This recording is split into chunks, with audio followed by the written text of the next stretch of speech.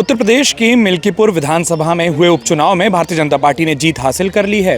Bharatiya Janata party के उम्मीदवार चंद्रभानु पासवान को एक बड़े मार्जिन से जीत मिली है। उत्तर प्रदेश भारतीय जनता पार्टी के प्रवक्ता वरिष्ठ नेता मनीष शुक्ला जी मेरे साथ मौजूद हैं। मनीष जी, शुरू से आप लोग आश्वस्त थे, लेकिन मिल्कीपुर की जीत के मायने भारतीय जनता पार्टी के लिए क्या है? देखिए, मिल्कीपुर की जीत ने ये संदेश दिया है कि दोहरा चरित्र उत्तर प्रदेश की जनता नहीं बर्दाश्त करेगी। परिवारवाद उत्तर प्रदेश की जनता नहीं बर्दाश्त करेगी और उत्तर प्रदेश की जनता को विकास पसंद है, कानून का शासन पसंद है और जो जन कल्याणकारी योजनाएं हैं वो आम जनता तक पहुँचे, समाज के अंतिम छोर तक पहुँचे, इस आधार पर वोट किया है। जिस तरीके से मोहित खान के विषय पर अखिलेश यादव और अवधेश प्रसाद बयान दे रहे थे, डीएनए टेस्ट की मांग कर रहे थे और अवधेश प्रसाद तो अंग्रेजी बोलने लगते थे और उसका नाम भी भूल जाते थे मोहित खान का। और दूसरे उसी तरह की दूसरी घटना में जिस तरह से रोने का नाटक किया, जो भी उन्होंने किया, जनता ने उस चीज़ को पसंद नहीं किया और भारतीय जनता पार्टी के पक्ष में वोट किया। नरेंद्र मोदी जी और योगी आदित्यनाथ जी की जो डबल इंजन की सरकार, उसके पक्ष में वोट किया, क्योंकि जनता को विकास पसंद है। आप बोल रहे हैं जनता को विकास पसंद है, लेकिन आपने अपने विपक्षियों के सोशल मीडिया पोस्ट भी देखे होंगे जो ये बता रहे हैं कि एक चुनाव में आप लोगों ने गड़बड़ी की, कथित तौर पर आरोप भी लगा और उसके बाद ये कह रहे हैं कि जब 403 सीटों पर बात होगी तो भाजपा की 420 ही नहीं चल पाएगी। देखिए, अखिलेश यादव उत्तर प्रदेश जैसे बड़े राज्य के मुख्यमंत्री रहे हैं और उनकी हास्यास्पद बातों को सुनकर जनता हंसती है। जिस चुनाव आयोग के सिग्नेचर के प्रमाण पत्र से देश की सबसे बड़ी पंचायत में जाते हैं, सांसद बनते हैं, उसी आयोग को बाद में कटघरे पे खड़ा करते हैं।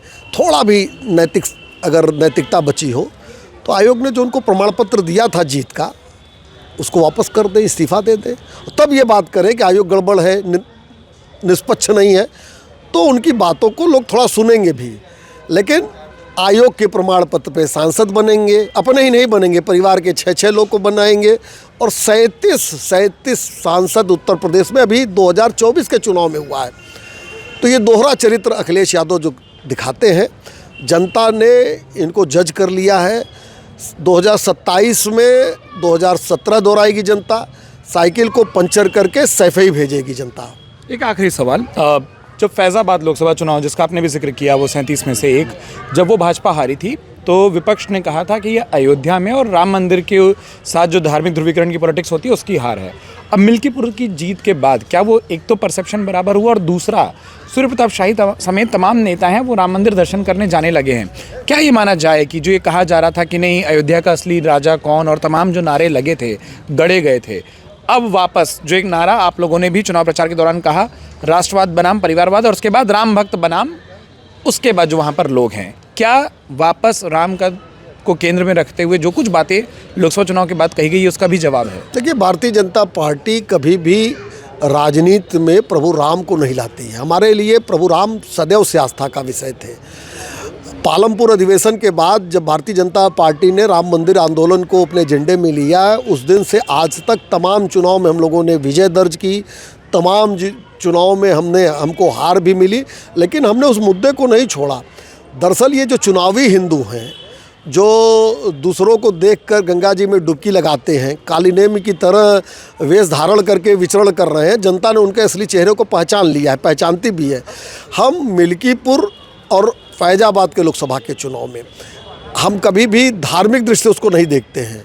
ठीक है, जनता का जनादेश था, हमने उसको भी सिर माथे पर रखा और जनता ने ही 4 महीने बाद अपने जनादेश को बदला है। तो जनता ही लोकतंत्र में जनार्दन होती है और उसके आदेश की अवहेलना जो करेगा उसको जनता जवाब देती है। दुर्भाग्य से समाजवादी पार्टी, कांग्रेस, आम आदमी पार्टी के अगर पक्ष में निर्णय हो तो वाह वाह और विरोध में निर्णय हो तो आयोग गड़बड़। तो संवैधानिक संस्थाओं का मजाक उड़ाना या चुनाव आयोग के खिलाफ भी बोलना दरअसल जनादेश का निरादर है और जो भी निरादर करेगा उसका हश्र यही होगा।